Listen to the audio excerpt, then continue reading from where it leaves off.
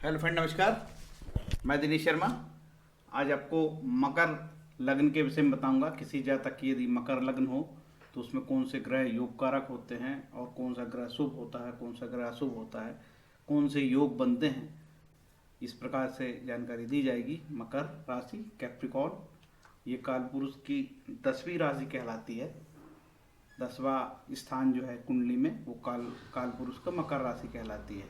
ठीक है। इसका चित्र इस तरीके से दिखता है कि एक बकरानुमा आकृति बनती है और उसका ये ऐसा समझा जाता है कि एक बकरानुमा आकृति की जैसे कैप्रिकॉर्न क्षितिज में आकाश में दिखता है। सभी लग्नों की श्रृंखला में ये मकर लग्न का 10वां मेरा वीडियो है। मैं मेष से लेके मकर तक, धनु तक बना चुका हूँ और ये जो मकर लग्न का है 10वां वीडियो है। इसके बाद धनु का कुंभ का बनेगा और मीन का बनेगा। इस तरीके से पूरे 12 वीडियो की श्रृंखला चलेगी। आपने देखा होगा कि ये काल पुरुष का जो बना हुआ काल पुरुष, उसमें ये घुटने के पास जो है इसका संकेत दिख रहा है कि घुटने के पास ये मकर राशि आती है। ये जो मेडिकल एस्ट्रोलॉजी होती है इसमें ये सब काम आती है। ये सब चीज़ें ये घुटने के पास स्थित है मकर राशि। मकर राशि का मुख हिरण के समान, कंधे बैलों के समान तथा नेत्र सात हाथियों के समान है। यह नदी में विचरण करती है तथा समुद्र में इसका निवास है। प्राचीन समय में जैसे उनको समझ में आया, जैसे उनकी आकृति समझ में आई, उस तरीके से विवरण इसमें दिया हुआ है। वर्तमान में आज हजारों साल बाद ज्योतिष का स्वरूप बहुत परिवर्तित हुआ है और ज्योतिष के जो कारकत है उसमें बहुत तेजी से परिवर्तित हुआ है। जैसे कि 10वें स्थान से पहले नौकरियों का आकलन किया जाता था, आज हजारों प्रकार की नौकरियां हैं, हजारों प्रकार की शिक्षा है। तो ज्योतिष में जो बात, जो पहले चीज़ें लिखी हुई थी किताबों में, वो काल परिस्थिति के अनुसार परिवर्तित हिसाब से सोचना मंथन करना चाहिए, वह उचित होगा। मकर लग्न की कुंडली का यह सैद्धांतिक विश्लेषण है, पारसरी विश्लेषण है। ऋषि पारसर ने जो सिद्धांत बताए उसी पर केवल बात होगी। हर एक निजी रूप से किसी व्यक्ति में ऐसा ही हो, ऐसा नहीं हो सकता। सबकी कुंडली में अलग ग्रहों की स्थिति होती है, सबके ग्रहों के बल अलग होते हैं, उसी आधार पर कोई निर्णय पे आया जाता है। मकर लग्न की कुंडली में सामान्यतः शुक्र और बुध शुभ है। पाप ग्रह चंद्र मंगल गुरु है। मारक ग्रह मंगल है और योग कारक ग्रह शुक्र है। शुक्र सबसे शुभ है इसमें। और सफल योग होगा शुक्र शनि, बुध शुक्र, शुक्र मंगल, बुध शनि, चंद्र बुध और चंद्र शुक्र। इस तरीके से किसी की कुंडली में योग होंगे, शुक्र मंगल हो या बुध शनि हो, और यदि शुभ स्थान पे बैठा हो, चंद्र बुध हो, चंद्र शुक्र हो, तो एक सफल योग होगा। निकृष्ट योग कहलाएगा मंगल और बुध। तो मंगल और बुध का योग यहाँ पे फलित वाला नहीं होगा, फलाकारी नहीं होगा। मारक ग्रह मंगल होगा समय आने पर। तो ये पूरा सैद्धांतिक विश्लेषण की ओर हम आगे बढ़ते हैं। इस तरीके से मकर लग्न की किसी जातक की कुंडली होगी और किसी जातक की यदि मकर लग्न की कुंडली होगी तो पहले स्थान पे 10 नंबर लिखा होगा। ये 10 मतलब लग्न प्रथम भाव कहलाता है और यहाँ से ही उसका स्टार्ट होता है। फिर 10, 11, 12, 1, 2, 3, 4, 5 ऐसे चलता है 12वें स्थान तक। ठीक है। तो सबसे पहले हम इसी का विश्लेषण करते हैं, मकर लग्न। पहले आप यदि मेरा पूरा पहले भी वीडियो देखा होगा आपने, तो आप देखेंगे कि जो लग्न है उसको शुभता प्राप्त होती है। लग्न कभी अशुभ नहीं होता है, चाहे वो भले वहां पे नीच का भी कोई ग्रह बैठ भी जाता है, लेकिन उसके मामले ये माना जाता है कि जैसी भी परिस्थिति हो कि वो शुभ ही माना जाएगा। वहां पे लग्न मतलब शुभ, लग्न को इतनी शुभता प्राप्त होती है। तो लग्न में कोई भी ग्रह बैठे, कुछ भी हो, लग्नेश कहीं पे भी चले जाए, ये चाहे वो यहाँ पे शनि लग्नेश है। यहाँ पे देखिए शनि एक प्रकार से पाप ग्रह है, लेकिन कुंडली में कोई भी पाप ग्रह हो, यदि वो शुभ स्थान का स्वामी हो जाता है तो वो शुभत्व प्राप्त कर लेता है। ये पारसिक ज्योतिष की विशेषता है। पूरे के पूरे 12 भावों के अलग अलग मालिक होते हैं, अलग अलग लग्नेश और कारक होते हैं। ठीक है। तो ये शनि महाराज लग्नेश है और मार्केश है, द्वितीय स्थान के स्वामी, धन स्थान के स्वामी है। तो ये स्थान तो शुभ हुआ और ये मारक स्थान अशुभ हुआ। तो यहाँ पे लग्नेश को अशुभता का उतनी नहीं लगेगी मारक होने की, तो इसीलिए लग्नेश को मारक नहीं माना है, बल्कि वो मंगल को मारक मान लिया गया है कि मंगल यहाँ पे चतुर्थेश है और यहाँ 11वें भाव में उपचय स्थान है। ये ठीक भाव नहीं माना जाता, तो ये 11वां भाव भी अशुभ माना जाता है। तो फाइनली कुंडली में क्या हुआ, लग्नेश होने के कारण शनि शुभ है, ठीक है, लेकिन द्वितीय स्थान होने से अशुभ हो गया है, लेकिन फाइनली लग्नेश को शुभ माना जाएगा। ओके, चलते हैं तीसरे भाव में। तीसरे भाव का स्वामी गुरु है मीन राशि में, उसकी दूसरी राशि कहाँ पड़ी है देखते हैं। दूसरी राशि है द्वादशेश। तो सबसे ज्यादा इस कुंडली में कोई बुरा है तो वो है गुरु है। यदि किसी जातक की दशा, अंतरदशा या प्रत्यंतर दशा में गुरु आएगा तो उससे आप बहुत अच्छे रिजल्ट की उम्मीद नहीं कर सकते। अपवाद मामले में गुरु यदि किसी कुंडली में शुभ हो जाए, उच्च का हो जाए, तो जैसे गुरु यहाँ पे उच्च के हो जाए नंबर 4 में, कहाँ है, अब यहाँ पे गुरु उच्च के हो जाएंगे तो भले सैद्धांतिक रूप से कुंडली में तृतीय स्थान बुरा है, ये 12वां स्थान बुरा है, तो सैद्धांतिक रूप से पारसिक सिद्धांत से लघु पारसरी कहती है कि गुरु बुरा हो गया। लेकिन अब यहाँ पे गुरु महाराज बैठ जाएंगे तो यहाँ तो उच्च के हो गए, तो उन मेरे जो मैं बता रहा हूँ प्रेडिक्शन उसमें बड़ा अंतर आ जाएगा। और गुरु जो जिसके बारे में ऋषि पाराशर के सिद्धांत के हिसाब से गुरु यहाँ के 12वें स्थान के मालिक होकर अशुभ है, तृतीय स्थान के स्वामी होकर अशुभ है, लेकिन कुंडली में उच्च के होने से अच्छे फल देंगे। हो सकता है कि यहाँ पे कभी कभी नीच के महाराज जी दिखते हैं गुरु महाराज, लेकिन नवमांश कुंडली में उच्च के हो जाते हैं। इस तरीके से फलित के तरीके फलित परिवर्तित हो जाता अचानक। तो ये प्रेडिक्शन के तरीके हैं और इस तरीके की सावधानी एस्ट्रोलॉजर को रखनी पड़ती है कि जो शनि यहाँ उच्च का दिख रहा है और नवमांश कुंडली में उच्च के हो गए तो अच्छे रिजल्ट आते हैं, और जातक को लगता होगा मेरा शनि तो नीच का है लेकिन वहाँ जाके उच्च का हो गया। ये एक फलित के तरीके देखने के हैं। आगे चलते हैं। आपने गुरु तो देख लिया इस कुंडली में, तो मतलब लग्न भाव का विश्लेषण हो गया, धन भाव का हो गया, तीसरे का हो गया और यहाँ से 12वें का हो गया। अब चलते हैं चौथा भाव जो शुभ भाव है, केंद्र भाव है, शुभ भाव है, और यहाँ का मालिक हुआ मेष। लग्न मतलब उसका स्वामी हो गया मेष का मालिक। स्वामी कौन हुआ, मंगल हो गया। मेष का दूसरा पार्ट कहाँ पे देखते हैं, मेष मंगल जो है उनकी दो राशि मंगल की, एक मेष एक वृश्चिक। तो वृश्चिक आ गई ये यहाँ पे, ठीक है, क्योंकि 11वां स्थान अशुभ है तो मंगल यहाँ पे चौथे स्थान में तो शुभ है, लेकिन यहाँ पे 11वें स्थान पे अशुभ हो गया तो हम इसको सम मानेंगे। यहाँ के भी रिजल्ट आएंगे और यहाँ के भी रिजल्ट आएंगे जब दशा अंतर दशा चलेगी तो मंगल एक प्रकार से शुभ सम मान लेते हैं, ठीक है। अब रही बात पंचम स्थान जो अति शुभ है। इस कुंडली में पंचम स्थान होके शुक्र बहुत शुभ है, लेकिन एक स्थान पंचम शुभ है और दशम भी शुभ है। इसका मतलब ओवरऑल इस कुंडली में सबसे ज्यादा शुक्र है, शुक्र शुभ है, ठीक है। तो शुक्र बहुत पंचम स्थान होने से शुभ है, त्रिकोणेश है और दशमेश शुभ है। यदि ये शुक्र का इसके साथ योग हो जाए बुध के साथ तो वो फलदायी होंगे। यदि ये शुक्र और ये बुध का कोई योग बने तो फलदायी माना जाएगा। जैसे शुक्र यहाँ है और ये बुध यहाँ पे बैठ जाए, ठीक है, तो ये फलदायी योग होगा। या फिर शुक्र यहाँ पे हो जाए और बुध यहाँ पे हो जाए, तो देखिए इसकी राशि कन्या राशि का स्वामी यहाँ बैठ जाए और तुला राशि का स्वामी यहाँ बैठ जाए तो ये शुभ हो गया। इस तरीके कोई इनकी दृष्टि परिवर्तन, ये शुक्र की 7वीं दृष्टि और बुध की 7वीं दृष्टि, ये भी इस प्रकार का योग होगा। और ये यहाँ इस प्रकार का कोई योग बनेगा वो भी शुभकारी होगा, ठीक है। तो दोनों नवमेश और दशमेश के युतिकारी संबंध लाभकारी होंगे। खासकर मकर लग्न की कुंडली में शुक्र यहाँ पे लाभकारी है और बुध यहाँ पे नवमेश होने से लाभकारी है।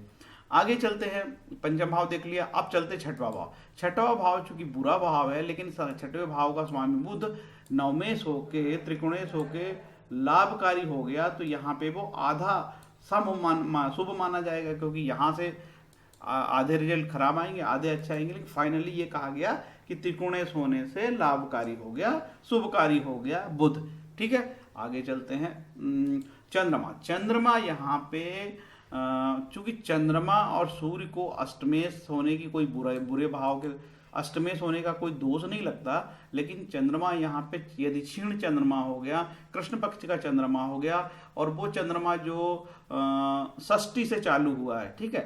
देखो कृष्ण पक्ष में भी कृष्ण पक्ष का चंद्रमा भी पंचमी तक ठीक रहता है और षष्ठी से जो है कृष्ण पक्ष की षष्ठी से लेके आगे वो फिर बिगड़ जाता है, अमावस्या तक वो बिगड़ जाता है, ठीक है, मतलब क्षीण चंद्रमा हो जाता है। तो शुभ चंद्रमा तो उतने खराब रिजल्ट नहीं देगा, लेकिन क्षीण चंद्रमा मारक के रिजल्ट यहाँ पे दे सकता है। तो मकर लगन की कुंडली में चंद्रमा बुरा हो सकता है, ठीक है।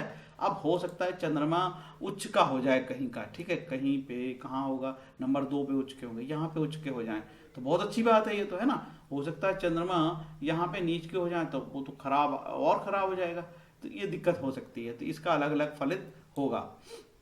आगे चलते हैं। सूर्य, इस कुंडली में सूर्य जो है अष्टमेश होके बुरे स्थान का स्वामी होके बुरा है, लेकिन अष्टमेश को सूर्य को और चंद्र को अष्टमेश होने की कोई दोष नहीं लगता, लेकिन फिर भी बुरा स्थान तो बुरा होता है। ये सूर्य जो है मंगल के साथ युति करके दृष्टि करके मारक हो सकता है, या शनि की दृष्टि होकर प्राप्त करके युति करके मारक हो सकता है। तो सूर्य से भी सावधान रहने की जरूरत है। सूर्य से हमको इस कुंडली में, इस लग्न की कुंडली में बहुत उम्मीद नहीं करनी चाहिए। बुध की बात मैं बता चुका हूँ, त्रिकोणीय होकर बहुत शुभ है। और सातवां भी बता चुका हूँ, ये 10वां स्थान बहुत शुभ कहलाता है, ये भी शुभ हुआ शुक्र। और इसकी बात हो चुकी है, ये बाधक स्थान है, उपचय स्थान है, यहाँ पे के भी रिजल्ट अच्छे नहीं आते मंगल के, ठीक है। अब रही बात गुरु की, तो गुरु द्वादश होके अशुभ है।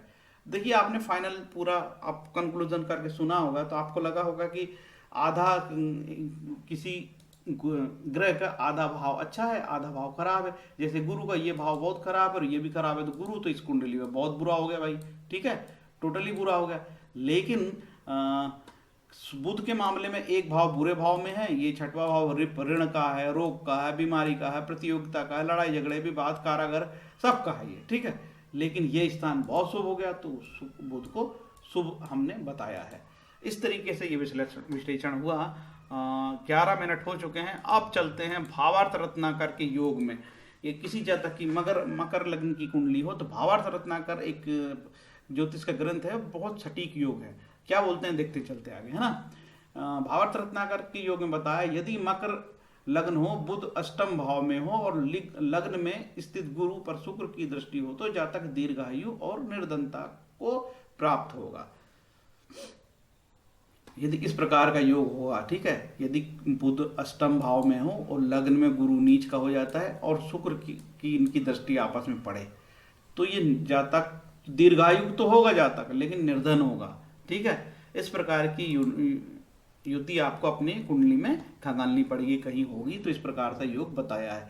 ये तो एक अच्छा योग नहीं जो कि आदमी निर्धन हो जाए और उसको आयु मिल जाए, तो लोगों को अच्छा नहीं लगता भाई, गरीबी में थोड़ी जीना अच्छा लगेगा। चलते हैं आगे, कौन सा योग है देखते हैं। आगे योग है, अच्छे योग बताए हैं इस जातक, उसमें अच्छे शुभ योग भी बताए गए हैं। मकर लग्न में, यदि मकर लग्न हो और शुक्र पंचम भाव में हो, तो शुक्र अपनी दशा में बहुत धनादि देता है, परंतु वही शुक्र दशम भाव में स्थित हो तो धनादि देता है, परंतु वही शुक्र दशम भाव में स्थित हो तो बहुत धन देता है। यदि ये बता रहा है पंचम भाव में होने से नहीं देगा आपको धन, शुक्र अपनी दशा में बहुत धनादि देता है, लग्न में हो तो, ठीक है, पंचम में हो तो नहीं देगा ये शुक्र। देखिए यहाँ पे, सॉरी, शुक्र यदि यहाँ पे हो तो धन देता है और यहाँ पे भी हो तो धन देता है, ये सूत्र है, ठीक। शुक्र यदि किसी मकर लगन की कुंडली में शुक्र 5वें स्थान बैठा होगा तो यहाँ बहुत धन देगा, कब, अपनी दशा में, ठीक है, शुक्र की जब दशा आएगी। और यहाँ पे 10 होगा तो दोनों, शुक्र यहाँ पे अपनी राशि में है और यहाँ पे भी अपनी राशि में है, तो ऐसी स्थिति में शुक्र बहुत अच्छे रिजल्ट देगा। ये सूत्र बताए गए, खासकर जातक भावार्थ रत्नाकर में से ये सूत्र लिए गए। अगला चलते हैं। यदि शुक्र और बुध मकर लग्न में हो और पंचम भाव में स्थित चंद्र पर गुरु की दृष्टि हो तो जातक राज राजेश्वर बनता है। वृश्चिक जातक में इसको महाराजा योग बताया है। देखिए मकर लग्न में बैठा है गुरु, बुध शुक्र और गुरु यहाँ एक साथ बैठ जाएं। यदि शुक्र और बुध मकर लग्न में स्थित हो और पंचम भाव में स्थित चंद्र हो, पंचम भाव में चंद्र हो, तो बुध और शुक्र यहाँ बैठ गए, 3 केंद्र, बुध शुक्र गुरु और पंचम में चंद्रमा हो गया, तो ऐसे में राज राजेश्वर योग होता है। इस तरीके का आप जानना, आप अपनी कुंडली में इस तरीके का कोई योग होगा तो आपको खुश होने का पूरा अधिकार है, आप खुश होइए और राजेश्वर बनिए। हमारी शुभकामनाएं आपको। यदि मकर लग्न हो, लग्न में गुरु हो और एकादश में मंगल हो, देखिए लग्न में गुरु बैठे हैं और एकादश में हमने मंगल को बैठा दिया और साथ में शुक्र भी हो, तो गुरु की शुक्र स्थित हो और तो गुरु की दशा में एकादश में मंगल और शुक्र स्थित हो तो गुरु की दशा में भाई द्वारा धन की प्राप्ति होती है। ठीक है, इस प्रकार का योग होना चाहिए। देखिए मंगल यहाँ पे गुरु महाराज यहाँ नीच के हो जाते हैं, ठीक है, मकर लग्न में, लेकिन ये 11वां लाभ भाव है और यहाँ से गुरु महाराज और शुक्र महाराज कहाँ देख रहे हैं, ये त्रिकोण में दृष्टि दे रहे हैं जो बहुत शुभ है। और गुरु महाराज यहाँ बैठेंगे तो एक दृष्टि यहाँ से पंचम भाव, ये 7वां भाव और ये भाग्य भाव में यहाँ पे दृष्टि पड़ेगी। ये भाग गुरु की 3 दृष्टि होती है तो ये भाग भाव में गुरु की एक दृष्टि पड़ी यहाँ से 5वें भाव में, एक 7वें भाव में और एक 9वें भाव में। तो जहाँ से गुरु की शुभ दृष्टि पड़ रही है तो हमारे भाग्य को भी बलि कर रहे हैं, वो पंचम में स्थान पे जो पुत्र भाव को बलि कर रहे हैं और ये पद प्राप्ति का भाव बलि हो रहा है। तो इस तरीके से होगा तो जातक पालकी यानी सुंदर वाहन का योग है, तो भाई आपके वाहन के योग इस तरीके होंगे तो बनेंगे। पालकी मिलेगी, मतलब पालकी तो अब नहीं चलती लेकिन बहुत अच्छी कार खरीद सकते हैं और आप बड़ी महंगी कार के सौभाग्य आपको प्राप्त होंगे। कार लेना बहुत अच्छी बात है।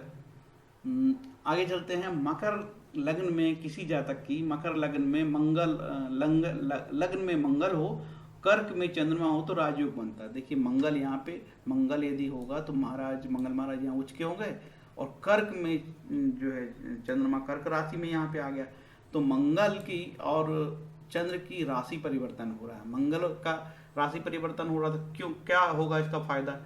यहाँ पे ये द्वादश 7वां भाव है जो पद प्राप्ति का भाव है और मंगल यहाँ इस कुंडली में ये यहाँ का स्वामी है, चतुर्थेश का, ठीक है। तो ये दोनों का दृष्टि परिवर्तन शुभ है, इससे ये लाभ हो रहा है मंगल से और चंद्र से। चंद्र यहाँ पे सप्तमेश है। किसी जातक की कुंडली में ऐसा हो तो जरूर आप देखिए और कि आपकी अवश्य कुंडली में है। यदि ऐसा होगा तो राजयोग होगा। और राजयोग कब होगा, जब मंगल की दशा में चंद्रमा आए या चंद्रमा की महादशा में मंगल की अंतर्दशा आए। तो इस प्रकार के फलित आपको जानना। तो ये आखिरी सिद्धांत था। इस तरीके से जो मकर लग्न का विश्लेषण किया गया मेरी अपनी छोटी बुद्धि से, सामान्य बुद्धि से, छोटी बुद्धि नहीं सामान्य बुद्धि बोल सकते हैं, जितनी जान पड़ी। तो फ्रेंड्स मेरा ये वीडियो कैसा लगा। यदि आपको ऐसा लगता है कि आपका कोई योग फंसा ही नहीं, आपकी कुंडली में इस प्रकार से कोई योग धन के योग बन ही नहीं रहे और आप कोई हताशा में हैं या यदि आपको किसी प्रकार का ऐसी ग्रह दशा चल रही जो आपको बहुत नेगेटिव हो रहा, बहुत आप हलाकान परेशान हैं, तो पद्म पुराण में श्लोक बहुत महत्वपूर्ण है। अप्रारब्धम फलम पापकूटम बीजम फलोन्मुखम क्रमणेय प्रलियत विष्णु भक्ति रतात्मनाम। जो लोग भगवत भक्ति में रत हैं उनके सारे पाप कर्म चाहे फलीभूत हो चुके हों, वो सामान्य हो या बीज रूप में हो, क्रमशः नष्ट हो जाते हैं। अतः भक्ति की शुद्ध कारणीय शक्ति अत्यंत प्रबल और भक्ति पवित्रतम कहलाती है, ऐसा पद्म पुराण में लिखा है। तो इसको ये श्लोक आपको राहत देगा, ताकत देगा। और चूंकि भक्ति की बात कर रहा हूँ तो भक्ति में धन नहीं लगता। चूंकि हमारे पास यदि समय खराब होता है तो हम पूजा पाठ कराने जाते हैं, वहाँ भी हमको बहुत पैसा देना पड़ता है। सामग्री लेती है, यदि हम कोई ग्रह शांति कराते हैं तो वहाँ भी पैसा लगता है। लेकिन मुझे ऐसा लगता है कि किसी जातक को ऐसी बहुत ज़्यादा परेशानी हो रही है तो ग्रह शांति कराने से लाभ होता है। 9 ग्रहों की शांति से लाभ होता है, उसका भी आप इस्तेमाल करिए। और हर एक ग्रहों की जो दशा होती है उसकी अंतर्दशा होती है, तो उसमें किस प्रकार का पूजा करनी चाहिए, तो वो मैंने पूर्व में बहुत पहले वीडियो बना रखे हैं कि किसी जातक की यदि सूर्य की महादशा चल रही हो और बुध का अंतर हो तो उसमें क्या होना चाहिए, सूर्य में शनि क्या होना चाहिए। इस तरीके के मेरे 81 वीडियो पहले मैं बना के डाल चुका हूँ। सूर्य महादशा से लेकर शनि महादशा, गुरु महादशा, सबके वीडियो बना चुका हूँ। चाहे तो आप मेरे चैनल में जाके सर्च करके, और मैंने प्लेलिस्ट भी बना रखा, आप चाहे तो देख सकते हैं। Thank you. हरे कृष्णा। यदि मेरा वीडियो अच्छा लगे तो लाइक करें, शेयर करें, कमेंट करें। Thank you.